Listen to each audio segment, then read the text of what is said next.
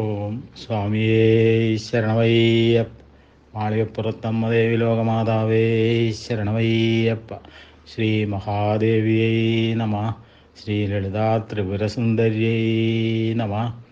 ഞാൻ മാടവന പരമേശ്വരൻ നമ്പൂതിരി, മുൻ ശബരിമല മാളികപ്പുറം മേൽശാന്തി. ലളിതാ സഹസ്രനാമത്തിലെ 350 നാമങ്ങളാണ് നമ്മൾ പഠിച്ചു കഴിഞ്ഞത്. ഇനി 351 നാമം. ഓം വാമകേശ്യൈ നമ. മനോഹരമായ കേശഭാരത്തോടു കൂടിയവൾ എന്നാണ്. കേശം എന്ന് പറഞ്ഞാൽ മുടി. അപ്പോൾ ഈ പദത്തെ വേറൊരു രീതിയിൽ നമുക്ക് തിരിക്കാം. വാമക പ്ലസ് ഈശം വാമകേശം. അപ്പോൾ സ്ത്രീലിംഗ ശബ്ദം വാമകേശി. വാമകൻ മനുഷ്യൻ, ഈശ്വരൻ നാഥൻ. അപ്പം മനുഷ്യരുടെ നാഥൻ ശിവൻ. അപ്പം ശിവൻ്റെ പത്നി വാമകേശി. അങ്ങനെ നമുക്ക് ഈ നാമത്തിനെ തിരിക്കാവുന്നതാണ് എന്ന് മനസ്സിലാക്കുക. അപ്പോൾ വാമകേശം എന്ന് പറയുന്ന ഒരു തന്ത്രഗ്രന്ഥമുണ്ട്. അപ്പോൾ 28 ശൈവതന്ത്രങ്ങളിലൊന്നാണത്. അപ്പോൾ 68 പുണ്യസ്ഥാനങ്ങളിൽ ഒന്നായിട്ടുള്ള ജഗത്തിലെ ദേവതയാണ് വാമകേശി എന്നും കാണുന്നുണ്ട്. ഇനി 352 നാമം. ഓം വന്യമണ്ഡലവാസിന്യൈ നമ. വന്യമണ്ഡലത്തിൽ സ്ഥിതി ചെയ്യുന്നവൾ. മൂലാധാരത്തിലും പരമാകാശത്തിലും വന്യമണ്ഡലം സ്ഥിതി ചെയ്യുന്നതായിട്ട് പുരാണങ്ങളിലൊക്കെ പറയുന്നുണ്ട്. അപ്പോൾ വന്നി എന്ന് പറഞ്ഞാൽ അഗ്നിയാണ്. അഗ്നികൾ പ്രധാനമായിട്ട് 3 എന്നാണ് പറയണത്. കാരണം ദാക്ഷിണാഗ്നി എന്ന് പറഞ്ഞാൽ ചുടലയിൽ എരിയുന്ന തീയ്. ഇനി ആവഹനീയം എന്ന് പറഞ്ഞാൽ യാഗവേദിയിൽ എരിയുന്ന തീയ്. അടുത്തത് ഗാർഹപത്യം, അതായത് വീട്ടിൽ എരിയുന്ന തീയ്. അപ്പോൾ മറ്റൊരു പ്രകാരത്തിൽ സൂര്യചന്ദ്ര അഗ്നികളുടെ മധ്യത്തിൽ വിളങ്ങുന്നവൾ നിന്ന് നാമത്തെ നമുക്ക് വ്യാഖ്യാനിക്കാവുന്നതാണ്. അപ്പോൾ ശ്രീചക്രത്തിലെ അഗ്നിസൂര്യമണ്ഡലങ്ങളിലും അധിഷ്ഠാനം ചെയ്യുന്നത് ദേവിയാണ്, അല്ലേ? അത് നമ്മൾ നേരത്തെ പല പ്രാവശ്യം തന്നെ മനസ്സിലാക്കിയിട്ടുള്ളതാണ്. അപ്പോൾ സ്വാധിഷ്ഠാനത്തിലെ അഗ്നിമണ്ഡലം, അനാഹതത്തിലെ സൂര്യമണ്ഡലം, സഹസ്രാരത്തിലെ ചന്ദ്രമണ്ഡലം. അപ്പോൾ ബാഹ്യവും ആഭ്യന്തരവുമായി കാണപ്പെടുന്ന എല്ലാ അഗ്നിമണ്ഡലങ്ങളുടെയും ഉള്ളിൽ വിളങ്ങുന്നവൾ എന്നുള്ള അർത്ഥത്തിൽ നമുക്ക് ആ നാമത്തെ എടുക്കാം. ഇനി 353 നാമം. ഓം ഭക്തിമത്കൽപ്പലതികായൈ നമ. ഭക്തന്മാർക്ക് കൽപ്പവല്ലിയായവൾ എന്നാണ്. ഏതഭിഷ്ടങ്ങളെയും പ്രദാനം ചെയ്യുന്ന ദിവ്യശക്തിയാണ്. കൽപ്പവൃക്ഷത്തിനും കാമധേവനുമുണ്ട് എന്നാണ് ഋഷി കൽപ്പന പറയുന്നത്. അപ്പോൾ ഭക്തിമത്കൽപ്പൻ എന്നുള്ളതിന് ഗാഢഭക്തന്മാരല്ലാത്തവർ എന്നൊരർത്ഥമുണ്ട്. അപ്പോൾ അത്തരക്കാർക്കും പടർന്നു കയറുവാൻ അവസരം നൽകുന്നവൾ എന്നൊരു വ്യാഖ്യാനം നമുക്ക് കൊടുക്കാം. അതിൽ തെറ്റില്ല എന്നുള്ളതാണ്. അപ്പോൾ അർത്ഥഭക്തന്മാരെ പൂർണ്ണഭക്തരാക്കുന്നവൾ എന്ന് ആ നാമത്തിന് അർത്ഥം വരുന്നു. അക്രമേണ അർത്ഥഭക്ത്യാവ ഭവാന്യാ കൃതമർച്ചനം ജന്മാന്തരേ ക്രമപ്രാപ്യേ പൂർണ്ണഭക്തിയേജ കൽപ്പതേ എന്നാണ്.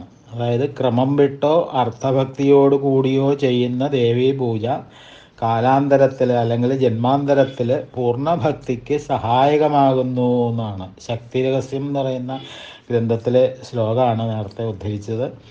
അപ്പോൾ കൽപ്പശബ്ദത്തിന് കസ്തൂരിമുല്ല തുടങ്ങിയ അർത്ഥങ്ങൾ ഭക്തന്മാരുടെ മേൽ സുഗന്ധം വർഷിക്കുന്നവൾ എന്ന് അങ്ങനെയൊക്കെ പല രീതിയിലും ആ നാമത്തിന് നമുക്ക് അർത്ഥമായിട്ട് എടുക്കാം എന്നുള്ളതാണ്. ഇനി 354 നാമം.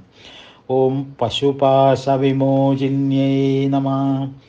പശുക്കളെ പാശബന്ധത്തിൽ നിന്ന് പൂർണ്ണമായി മോചിപ്പിക്കുന്നവൾ. പശ്യതി ഇതി പശു എന്നാണ്, അല്ലേ?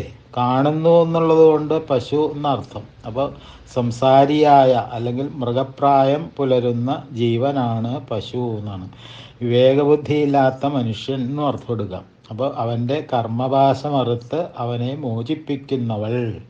അപ്പോൾ ശൈവസിദ്ധാന്തപ്രകാരമുള്ള പശുപതി, പാശം, പശു എന്നീ ഘടകങ്ങളിൽ 3ാമത്തേതാണ് ഇത്.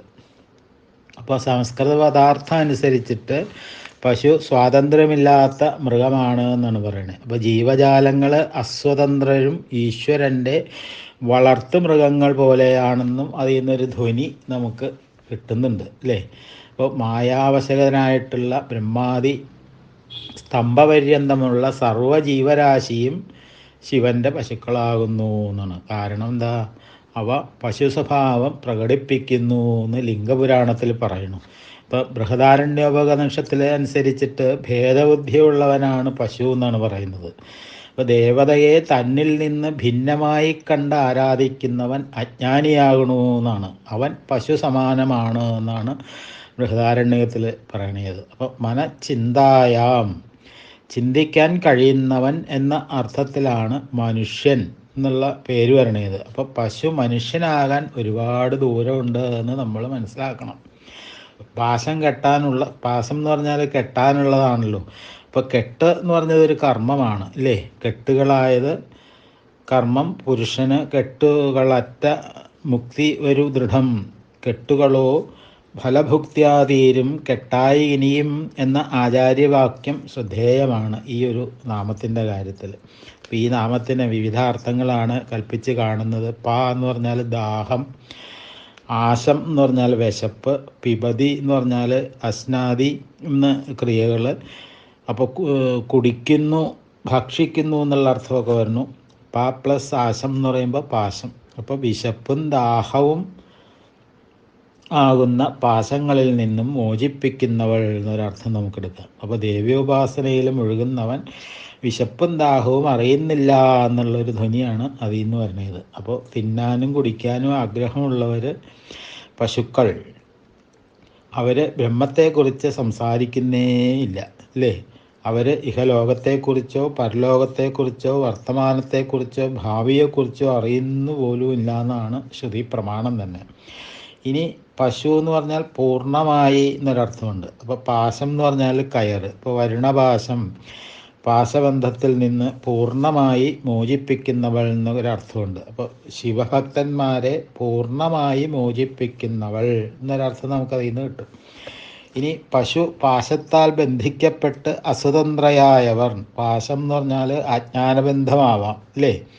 അപ്പോൾ ആധ്യാത്മികമായി മായ ത്രിഗുണങ്ങളാണ്, കർമ്മം എന്നിവയാണ് പാശങ്ങൾ. അപ്പോൾ ഇവയിൽ നിന്ന് ഉൽപ്പന്നമാകുന്നതായ സമസ്ത പ്രകൃതിയെയും പാശമെന്ന പദം ഇവിടെ സൂചിപ്പിക്കണമെന്ന് പറയുന്നു. അപ്പോൾ പാശബദ്ധരായിട്ടുള്ള ജീവന്മാരുടെ 5 ഭാവങ്ങൾ അല്ലെങ്കിൽ ക്ലേശങ്ങൾ പാശങ്ങൾ തന്നെയാണ് എന്നാണ് പറയുന്നത്. അപ്പോൾ ഈ പാശങ്ങളിൽ നിന്ന് മനുഷ്യനെ ദേവി യോഗശക്തി കൊണ്ട് മോചിപ്പിക്കണു എന്നാണ് പറയണത്. അപ്പോൾ യോഗശാസ്ത്രപ്രകാരമുള്ള ക്ലേശങ്ങൾ എന്ന് പറയുന്നത് അവിദ്യ, അസ്മിത, രാഗം, ദ്വേഷം, അഭിനിവേശം, അങ്ങനെ തുടങ്ങിയിട്ടുള്ള 5 എണ്ണമാണ്. അപ്പോൾ അവിദ്യ എന്ന് പറഞ്ഞാൽ അനാത്മാവിനെയും ആത്മാവിനെയും തിരിച്ചറിയാൻ കഴിവില്ലായ്മയാണ് അല്ലേ? അസ്മിത എന്ന് പറഞ്ഞാൽ ദേഹാദികൾ ആത്മാവാണെന്ന തെറ്റിദ്ധാരണയാണ്. രാഗം എന്ന് പറഞ്ഞാൽ സുഖേച്ഛയിൽ നിന്നുടലെടുക്കുന്ന ആകർഷണമാണ്. അപ്പോൾ ദ്വേഷം എന്ന് പറഞ്ഞാൽ സുഖ ആസ്വാദനത്തിന് വിഘ്നകാരിയാകുന്നവയോടുള്ള വികർഷണമാണ്. അഭിനിവേശം എന്ന് പറഞ്ഞാൽ ആത്മശ്രേയസ്സിന് ഹാരികരമാണെന്നറിഞ്ഞിട്ടും വിഷയങ്ങളോട് ഒട്ടി നിൽക്കുന്നു എന്നുള്ളതാണ് അഭിനിവേശം. അപ്പോൾ യോഗശാസ്ത്രപ്രകാരമുള്ള നാമങ്ങൾക്ക് പകരം തമസ്, മോഹം, മഹാമോഹം, താമിശ്രം, അന്ധതാമിശ്രം എന്നീ നാമങ്ങളാണ് പുരാണങ്ങളിലൊക്കെ കാണാറുള്ളത്. അപ്പോൾ ഇവ ഒന്ന് തന്നെയാണ് എന്ന് ലിംഗപുരാണത്തിൽ വളരെ വ്യക്തമായിട്ട് തന്നെ പറയണമുണ്ട്. അപ്പോൾ പാശം എന്നുള്ള ശബ്ദം 52 എന്ന സംഖ്യയെ കുറിക്കുന്ന ഈ കടഭയാദി സംഖ്യ പ്രകാരം 52 എന്നാണ് കാണിക്കുന്നത്. അപ്പോൾ പാശശബ്ദത്തിന് 52 രൂപഭേദങ്ങളുണ്ട് എന്ന് വേറൊരു സിദ്ധാന്തം പറയുന്നുണ്ട്. അപ്പോൾ 5 ക്ലേശങ്ങളിൽ നിന്നും 52 പാശങ്ങളിൽ നിന്നും ഭക്തന്മാരെ മോചിപ്പിക്കുന്നവൾ എന്ന് ശിവരഹസ്യം എന്നുള്ള ഗ്രന്ഥത്തിലും കാണുന്നുണ്ട്. അപ്പോൾ ശിവാഗമങ്ങളനുസരിച്ച് പാശങ്ങൾ 3 വിധമാണ് എന്നാണ് പറയുന്നത്. അണുപാശം, ഭേദപാശം, കർമ്മപാശം. അപ്പോൾ അഖണ്ഡവും അനന്തവുമായിട്ടുള്ള ആത്മാവിനെ പരിപിനമായി ധരിക്കുന്നതാണ് അണുപാശം എന്ന് പറയുന്നത്. അപ്പോൾ ഇതിനെ ആണവമലം എന്നും പറയാറുണ്ട്. മലം എന്ന് പറഞ്ഞാൽ സഹജമായി ഉള്ളതല്ലാത്തത് എന്നാണ് കേട്ടോ ഇവിടെ അർത്ഥം വരുന്നത്. അപ്പോൾ ഭേദത്വ ദർശനത്തിനാണ് ഭേദപാശം. ആത്മാവ് ഏകമേ വാദ്വിതീയമാണ്. എന്നാൽ ഭേദമില്ലാത്തിടത്ത് ഭേദബുദ്ധി ജനിക്കുന്നതിന് കാരണം എന്ന് പറയണു. അപ്പോൾ ശൈവ സിദ്ധാന്തം അനുസരിച്ച് ആറാമത്തെ തത്വമായിട്ടുള്ള മായയാകുന്നു എന്നും പറയണു.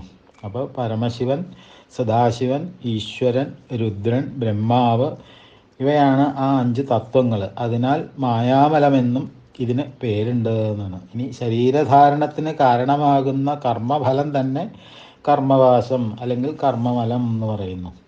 അപ്പോൾ വേദോക്തമായിട്ടുള്ള കർമ്മത്തിലൂടെ ഉയർന്ന ജന്മവും വേദനിഷിദ്ധമായ കർമ്മത്തിലൂടെ താഴ്ന്ന ജന്മവും ലഭിക്കുന്നു എന്നാണ് ഇതിൽ നിന്ന് നമ്മൾ മനസ്സിലാക്കേണ്ടത്. അപ്പോൾ 354 നാമമാണ് നമ്മൾ പഠിച്ചുകൊണ്ടിരുന്നത്. അത് പൂർണ്ണമായില്ല. അപ്പോൾ ആ 354 നാമത്തിൻ്റെ തുടർച്ച മുതൽ നമുക്ക് ഇന്ന് അനുസ്മരിക്കാം.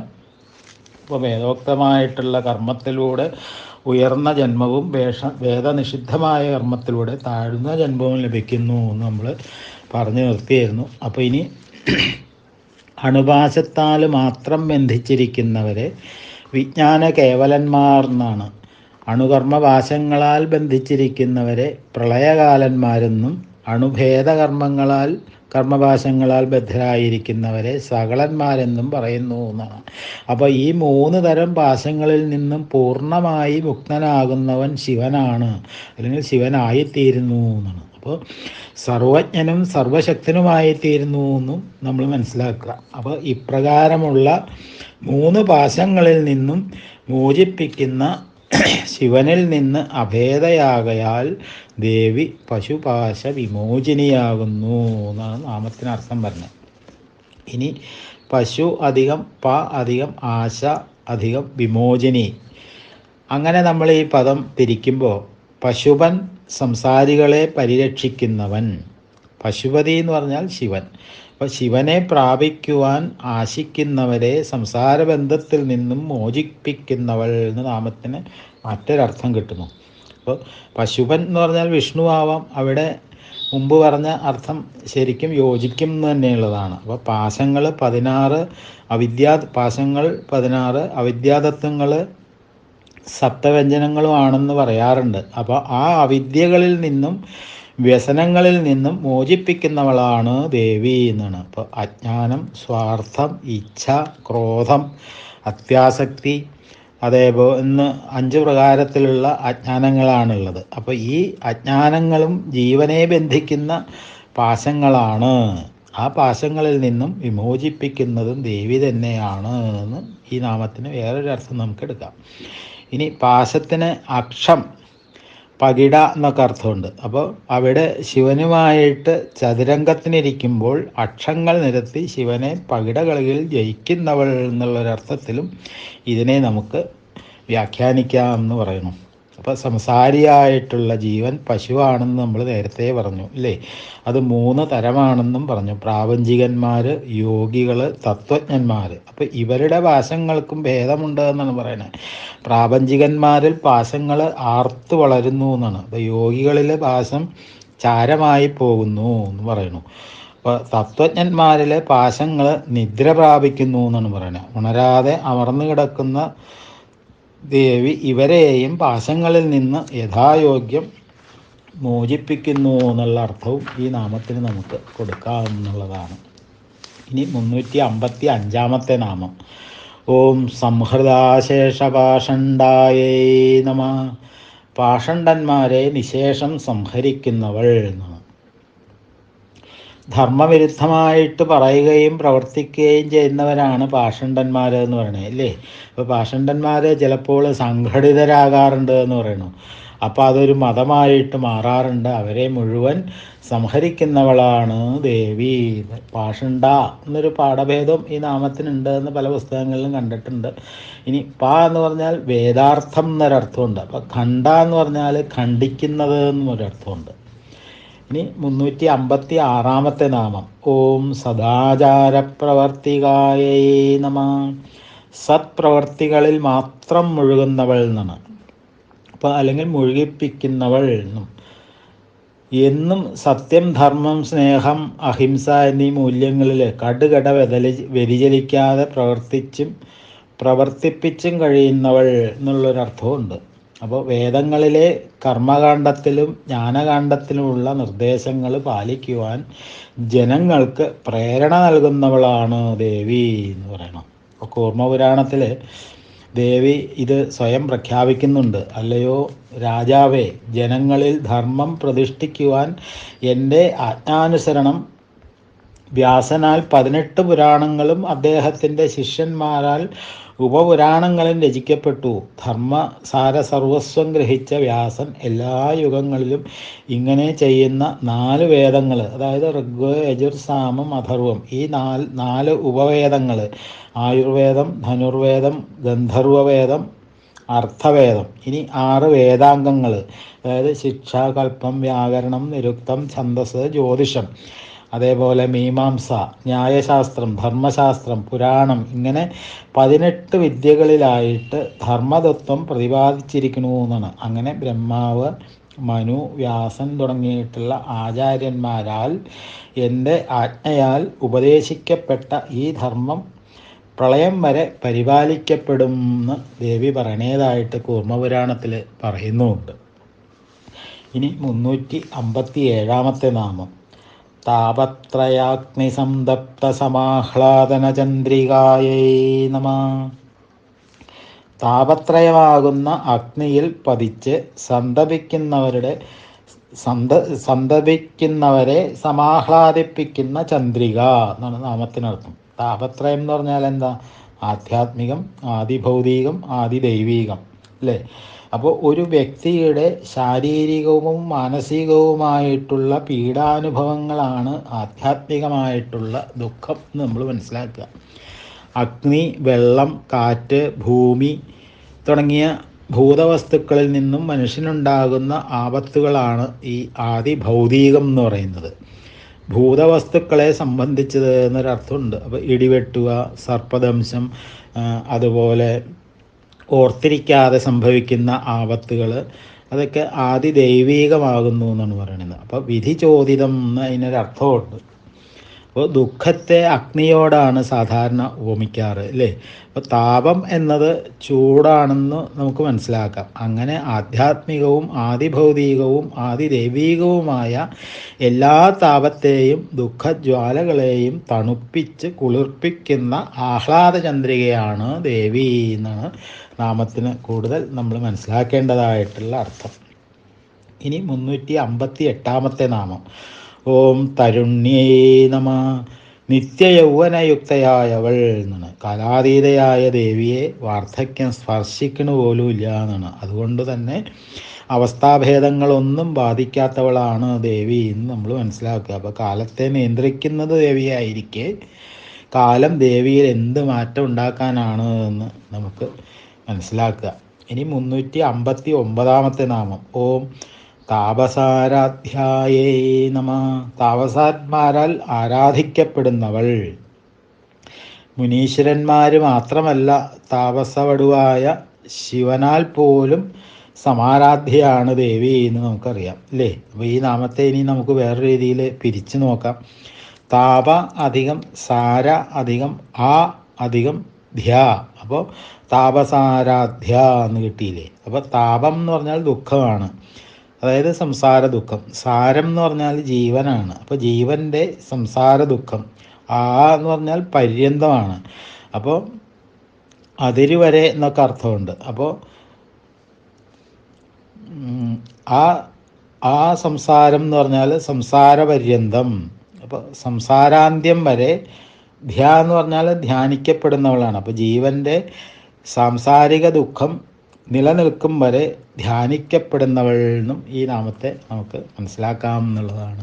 ഇനി അടുത്ത നാമം 360 നാമം. ഓം തനുമധ്യായേ നമഃ. തനുവായ അല്ലെങ്കിൽ കൃശമായ മധ്യത്തോടു കൂടിയവൾ എന്നാണ്. അതായത് ഒതുങ്ങിയ അരക്കെട്ട് എന്ന് പറഞ്ഞാൽ സ്ത്രീ സൗന്ദര്യത്തിൻ്റെ മികവായിട്ട് സാമുദ്രിക ശാസ്ത്രമൊക്കെ പറയുന്നില്ലേ? അപ്പോൾ ദേവി സൗന്ദര്യത്തിൻ്റെ മൂർത്തിമത് ഭാവമാണ് എന്നാണ്. അപ്പോൾ ലോകത്ത് കാണപ്പെടുന്ന സകലവിധ സൗന്ദര്യവും ദേവിയുടെ സൗന്ദര്യ അംശം മാത്രമാണെന്നിരിക്കെ ദേവിയുടെ സൗന്ദര്യാതിശയം എങ്ങനെയാണ് നമുക്ക് വർണ്ണിക്കാൻ കഴിയുക?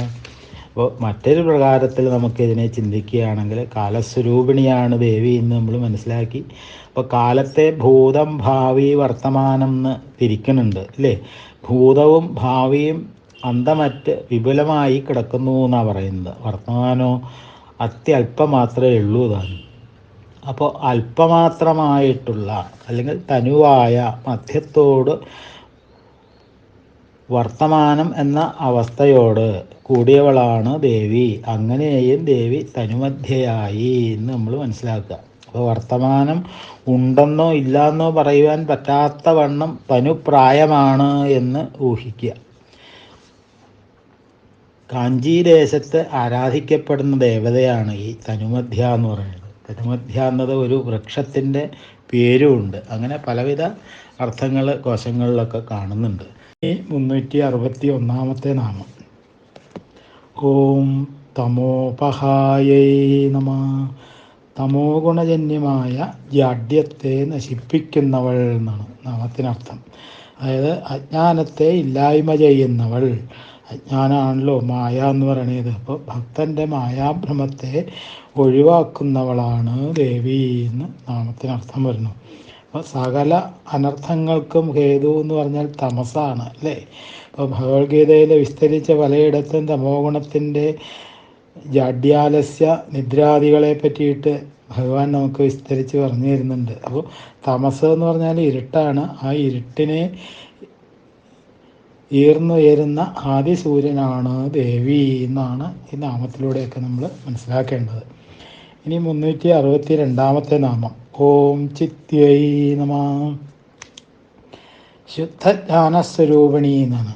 ചിതി എന്ന് പറഞ്ഞാൽ അവിദ്യാ പരിബന്ധി ജ്ഞാനസ്വരൂപ എന്ന് ശ്രീ ഭാസ്കരായർ വിവരിച്ച് കണ്ടിട്ടുണ്ട്. അപ്പോൾ പരിബന്ധി എന്ന് പറഞ്ഞാൽ ശത്രു എന്നാണ് അർത്ഥം. അപ്പോൾ അവിദ്യയ്ക്ക് ശത്രുവായ ജ്ഞാനസ്വരൂപിണി വിശ്വസൃഷ്ടിക്ക് ഹേതുവായ സ്വതന്ത്ര ജ്ഞാനശക്തിയാണ് ചിതി എന്നാണ് പറയുന്നത്. അപ്പോൾ ജ്ഞാനശക്തിയും ഇച്ഛാശക്തിയും ഉണ്ടായാൽ മാത്രമേ ക്രിയാശക്തി ഉണ്ടാവുകയുള്ളൂ എന്നാണ്. അപ്പോൾ ഇതിനെപ്പറ്റി അറിവുണ്ടാവണം, എന്നിട്ട് അതിൻ്റെ പേരിൽ ആഗ്രഹം ജനിക്കണം, പിന്നീടാണ് പ്രവൃത്തി ഉണ്ടാവുക അല്ലേ. ഇപ്പം ജ്ഞാനം, ഇച്ഛ, ക്രിയ ഇവ പരസ്പര പൂരകങ്ങളാണ് എന്നാണ് പറയുന്നത്. ആ ജ്ഞാനേച്ഛാശക്തികളാണ് ചിതി എന്ന് പറഞ്ഞാൽ. ഇനി 363 നാമം. ഓം തത്പദലക്ഷ്യാർത്ഥായൈ നമഃ. തത്പദത്തിന് ലക്ഷ്യമായ പരമാർത്ഥ വസ്തു സ്വരൂപിണി എന്നാണ്. തത്വമസി, അത് നീയാകുന്നു. അത് എന്നത് എന്ന് പറഞ്ഞാൽ ബ്രഹ്മമാണ്. അതാണ് തത്പദം. അപ്പോൾ ബ്രഹ്മത്തെ നിഷ്കളബ്രഹ്മമെന്നും സകളബ്രഹ്മമെന്നും നമ്മൾ പറയാറുണ്ട് ഇല്ലേ. അപ്പോൾ അത് തന്നെയാണ് സഗുണബ്രഹ്മവും നിർഗുണബ്രഹ്മവും ശബളബ്രഹ്മമെന്നും വിശിഷ്ടബ്രഹ്മമെന്നും സഗുണബ്രഹ്മമെന്നും ഒക്കെ പറയാറുള്ളത്. അപ്പോൾ പ്രപഞ്ച സൃഷ്ടിക്ക് ജ്ഞാനവും ആഗ്രഹവും ഉണ്ടാകുക എന്നുള്ളത് സകളബ്രഹ്മത്തിനാണ്. അപ്പോൾ കാമയത ബഹുസ്യാം പ്രജായേയ, അവൻ ആഗ്രഹിച്ചു ഞാൻ പലതായി തീരട്ടെ എന്ന്. അപ്പോൾ അതിൽ നിന്ന് വ്യത്യസ്തമായിട്ട് ജ്ഞാനേച്ഛാ ക്രിയാശക്തികൾക്ക് അതീതമാണ് കേവല ബ്രഹ്മം അഥവാ നിർഗുണബ്രഹ്മം എന്നുള്ളത്. അപ്പോൾ തത്പദത്തിൻ്റെ വാച്യാർത്ഥം സകളബ്രഹ്മവും അതുകൊണ്ട് ലക്ഷ്യമാക്കുന്നത് നിഷ്കളബ്രഹ്മത്തെയുമാണ് എന്ന് നമ്മൾ മനസ്സിലാക്കുക. അപ്പോൾ കേവല ബ്രഹ്മസ്വരൂപിണിയാണ് തത്പദലക്ഷ്യാർത്ഥം.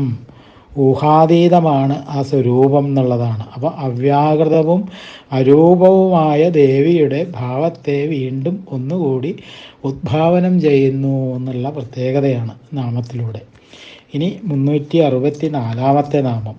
ഓം ചിതേകരസരൂപിണ്യൈ നമഃ. ചിത്താകുന്ന ഏകരസം സ്വരൂപമായുള്ളവൾ, വിശേഷ ജ്ഞാനകാരിണി, നിർഗുണബ്രഹ്മത്തിൻ്റെ സ്വരൂപമാണ് ചിത്ത് എന്ന് പറയുന്നത്. അപ്പോൾ സഗുണ നിർഗുണ ബ്രഹ്മങ്ങൾ സത്യത്തിൽ ഭിന്നങ്ങളല്ല, അവസ്ഥാഭേദം കൊണ്ട് രണ്ടായിട്ട് വ്യവഹരിക്കുന്നു എന്നേ ഉള്ളൂ. രസോ വൈ സ, ആ ഏകരസം ദേവി തന്നെയാണ് എന്ന് ഈ നാമം ഒന്നുകൂടി നമുക്ക് ഉപദേശിച്ചു തരണു എന്നാണ്. ഇനി 365 നാമം. സ്വാത്മാനന്ദലവീഭൂത ബ്രഹ്മാധ്യാനന്ദസന്തത്യൈ നമഃ. സ്വ ആത്മാനന്ദം കൊണ്ട് ബ്രഹ്മാദികളുടെ ആനന്ദ പരമ്പരയെ ലവീഭൂതമാക്കുന്നവൾ. ലവീഭൂതമാക്കുക എന്ന് പറഞ്ഞാൽ തുച്ഛീകരിക്കുക എന്നാണ്. അപ്പോൾ ബ്രഹ്മാധ്യാനന്ദ സന്തതി, മനുഷ്യൻ മുതൽ ബ്രഹ്മാവ് വരെയുള്ളവരുടെ ആനന്ദ പരമ്പര, അവയൊക്കെ ദേവിയുടെ ആനന്ദത്തിന് മുന്നിൽ നിസ്സാരമാണ് എന്നാണ്. കൈവരുമാകിലും ഇന്ദ്രൻ്റെ പദം എന്തിനു തുച്ഛം എന്ന് എഴുത്തച്ഛൻ വർണ്ണിക്കണില്ലേ. അപ്പോൾ ആത്മാനന്ദം, അദ്വൈതാമൃതഘനമായിട്ടുള്ള ആത്മാനന്ദം സർവോത്കൃഷ്ടമല്ലെങ്കിൽ ഭൗതികമായിട്ടുള്ള സുഖസമൃദ്ധികളെ വിഗണിച്ച് ആനന്ദലബ്ധിക്ക് വേണ്ടി ധീരന്മാർ യത്നിക്കുമായിരുന്നു എന്ന് നമുക്ക് സംശയിക്കാം. ആ ആനന്ദത്തിൻ്റെ നിമിഷനേരത്തെ അനുഭവം പോലും ജീവിതത്തെ അനർഘവും അമരവുമാക്കി മാറ്റുന്നു എന്നാണ്. ആ അമൃതാനന്ദം സ്വസ്വരൂപമായിട്ടുള്ളവളാണ് ദേവി എന്നാണ് നാമത്തിലൂടെ പറഞ്ഞു വയ്ക്കുന്നത്. ഇനി 366-ാമത്തെ നാമം. ഓം പരായൈ നമഃ. പരയായവൾ, ശ്രേഷ്ഠതമ എന്നൊക്കെ പറയാറില്ലേ. ശബ്ദബ്രഹ്മം പിണ്ടാണ്ടത്തിൽ നിഷ്പന്ദഭാവത്തിൽ അഭിവ്യക്തമാകുന്നത് പരാശബ്ദത്തിൻ്റെ പരാ, പശ്യന്തി, മൈഥ്യമ, വൈഖരി തുടങ്ങിയിട്ടുള്ള 4 അവസ്ഥകളെ അടിസ്ഥാനത്തിലാണ്. ആ അവസ്ഥകൾ നമുക്കൊന്ന് നോക്കാം. പ്രളയകാലത്തിൽ പ്രപഞ്ചം ബ്രഹ്മത്തിൽ നിലീനമാകുകയും ജീവന്മാർ യാതൊന്നും അറിയാതെയും അനുഭവിക്കാതെയും അതിൽ വർത്തിക്കുകയും ചെയ്യുന്നു എന്നാണ്. അപ്പോൾ ബ്രഹ്മം കർമാഭിന്നമായയുമായി ചേർന്നിരിക്കുന്ന ഈ അവസ്ഥയെയാണ് ഘനീഭൂതം, അല്ലെങ്കിൽ സൃഷ്ടിയുടെ ആരംഭം എപ്പോൾ എങ്ങനെ എന്ന് വ്യക്തമാകാതെ തീരുമാനിക്കപ്പെടാത്ത അവസ്ഥ എന്നുള്ള നാമത്തിൽ വിളിക്കപ്പെടുന്നത്. ഈ കർമ്മസഞ്ചയം പക്വമാകാൻ തുടങ്ങുന്ന അവസ്ഥയ്ക്കാണ് വിജീകൃഷ, അല്ലെങ്കിൽ സൃഷ്ടി തീർച്ചപ്പെട്ടു കഴിഞ്ഞ അവസ്ഥ എന്ന് പേര് പറയണത്. അപ്പം മായയുടെ വികാസത്തോടെ കർമ്മങ്ങൾ പക്വമാകുമ്പോൾ അത് അവ്യക്തം എന്ന നാമത്താൽ അറിയപ്പെടുന്നു എന്നാണ്. അപ്പോൾ സൃഷ്ടി നടന്നു കഴിഞ്ഞ അവസ്ഥ. അപ്പോൾ സൃഷ്ടിയുടെ ഉത്ഭവസ്ഥാനം ഈ അവ്യക്തമാണ്.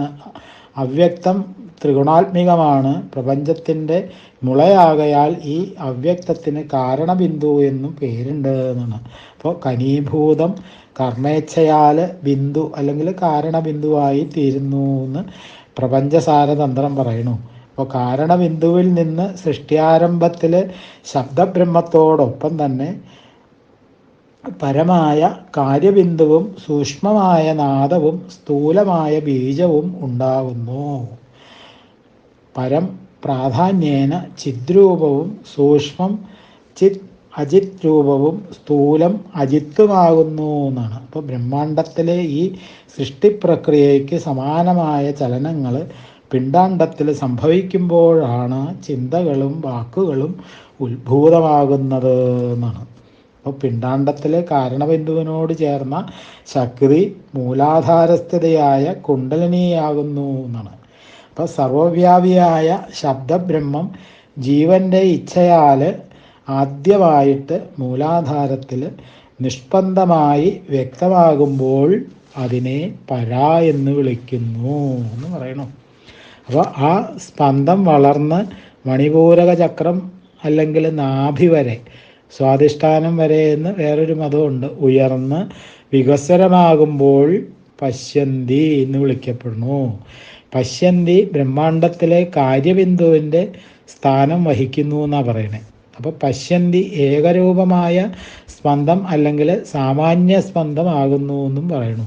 അപ്പോൾ സ്പന്ദം വീണ്ടും വളർന്ന് അനാഹത ചക്രം, അതായത് ഹൃദയഭാഗം വരെ എത്തി ബുദ്ധിതത്വവുമായി ചേരുമ്പോഴാണ് മധ്യമ എന്നുള്ള പേരിൽ അറിയപ്പെടുന്നത്. അപ്പോൾ ബ്രഹ്മാണ്ട സൃഷ്ടിയിലെ നാദത്തിന് സമാനമായ മധ്യമ, അതായത് വിശേഷ സ്പന്ദത്തോടു കൂടിയതാകുന്നു.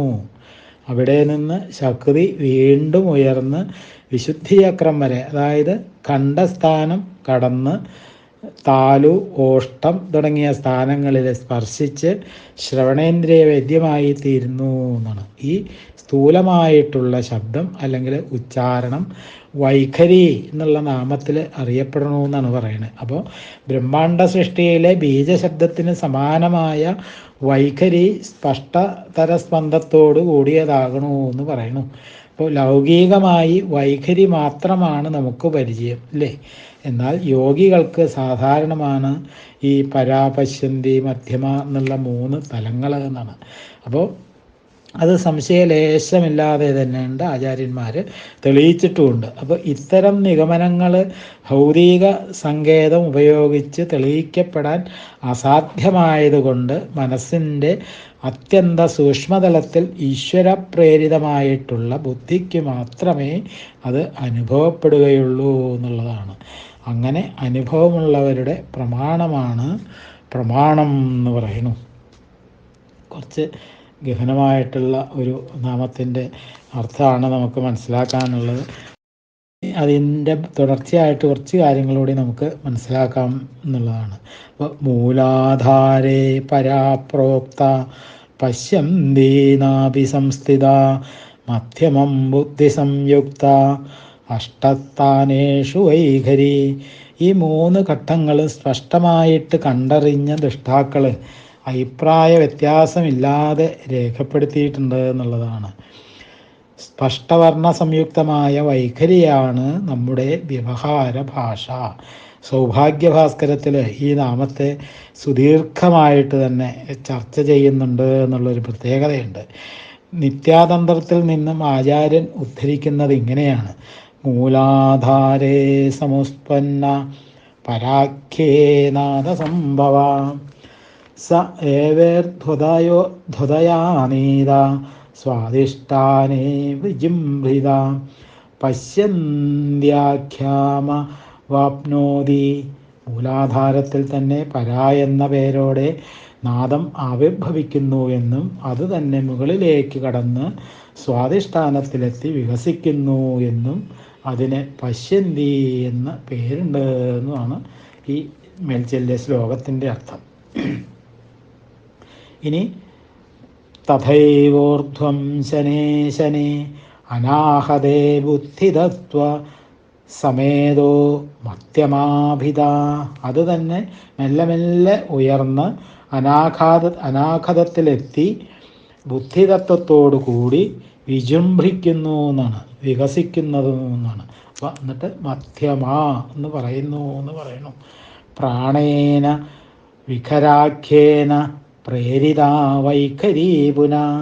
വിഖരൻ എന്നു പേരുള്ള പ്രാണനാൽ ഉണർത്തപ്പെടുന്ന സ്പഷ്ട വർണ്ണാക്ഷര സംയുക്തമായിട്ടുള്ള നാദത്തെ വൈഖരി എന്നും പറയുന്നു എന്നാണ്.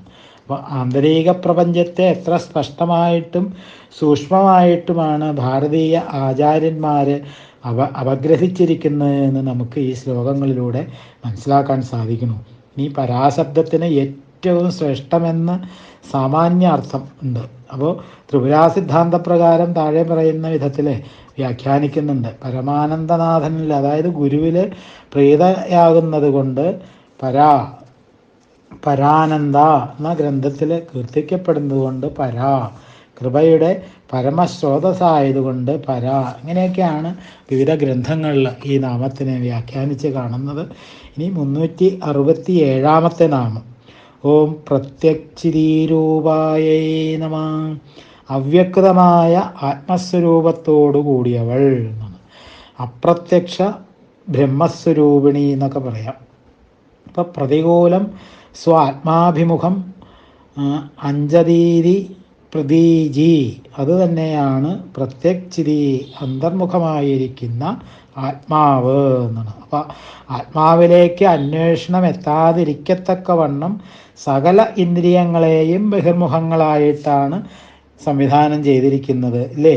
അപ്പോൾ ബഹിർമുഖം ചരിക്കുന്ന ഈ ഇന്ദ്രിയങ്ങളെയും പ്രതികൂലമാക്കി, അതായത് നേരെ എതിരാക്കി വെച്ച് സാധകൻ ആത്മാന്വേഷണം ആരംഭിക്കണം എന്നാണ്.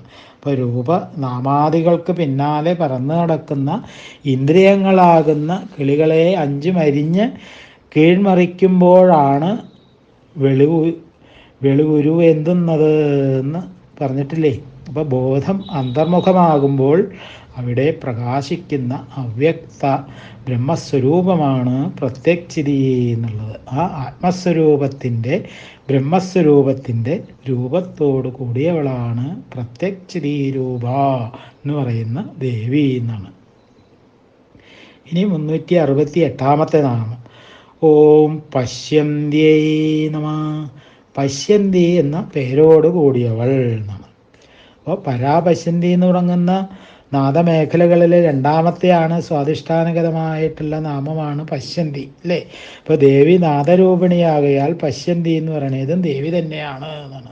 അപ്പോൾ ദേവിക്ക് പശ്യന്തി, ഉത്തീർണ എന്ന് 2 പേരുകൾ കൂടിയുണ്ട് എന്നാണ്. അപ്പോൾ കാണുന്നതെല്ലാം ദേവിയാകയാൽ പശ്യന്തി എന്ന് നാമം.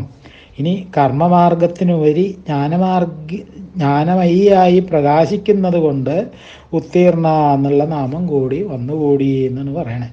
ഇനി 369 നാമം. ഓം പരദേവതായൈ നമഃ. സകല ദേവതകളിലും വച്ച് ശ്രേഷ്ഠയായവൾ, പരമമായ ദേവത, പരദേവത, പരാശക്തി എന്നൊക്കെയാണ് അതിന് അർത്ഥമായിട്ട് പറഞ്ഞത്. ഇനി 370 നാമം. ഓം മധ്യമായൈ നമഃ. മധ്യത്തിൽ വർത്തിക്കുന്നവൾ. പശ്യന്തി വൈഖരീനാദങ്ങളുടെ മധ്യത്തിൽ വർത്തിക്കുന്നവളാണ് ദേവി. അതിൻ്റെയൊക്കെ സ്ഥാനങ്ങളും വിശദീകരണങ്ങളും നമ്മൾ കഴിഞ്ഞ നാമത്തിൽ അനുസ്മരിച്ചതാണ്. ഇനി 371 നാമം. ഓം വൈഖരീരൂപായൈ നമഃ. വൈഖരീരൂപത്തോടു കൂടിയവൾ എന്നാണ്. വൈഖരം എന്ന് പറഞ്ഞാൽ മൂർത്തീകരിച്ച ശബ്ദസ്വരൂപം എന്നാണ്. വൈ എന്ന് പറഞ്ഞാൽ നിശ്ചയം, തീർച്ച എന്നൊക്കെയാണ്. ഖ എന്ന് പറഞ്ഞാൽ കർണദ്വാരം എന്നാണ്. രാ എന്ന് പറഞ്ഞാൽ പ്രവേശിക്കുക എന്നാണ് അർത്ഥം. അപ്പോൾ നിശ്ചിതമായിട്ടുള്ള അർത്ഥത്തിൽ കാതിൽ കടന്നു വരുന്ന ശബ്ദസ്വരൂപത്തെയാണ് വൈഖരി എന്ന് പറയുന്നത്. മൃത്യുകാലത്തെ ജീവൻ്റെ ഉത്ക്രമണത്തിന് സഹായകമായി കാതിൽ ഉപദേശിക്കുന്ന താരകമന്ത്രത്തെയാണ് ഇവിടെ പ്രതിപാദിക്കുന്നത് എന്നുള്ളതാണ്. അതാണ് വൈഖരം. ആ വൈഖരത്തോടു കൂടിയവളാണ് വൈഖരി.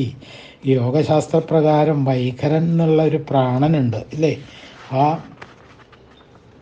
പ്രാണനിലൂടെയാണ് യോഗികൾ ദേവിയെ സാക്ഷാത്കരിക്കുന്നത് എന്നാണ്. അക്കാരണത്താലും വൈഖരി ദേവിയാണ് എന്ന് മനസ്സിലാക്കണം.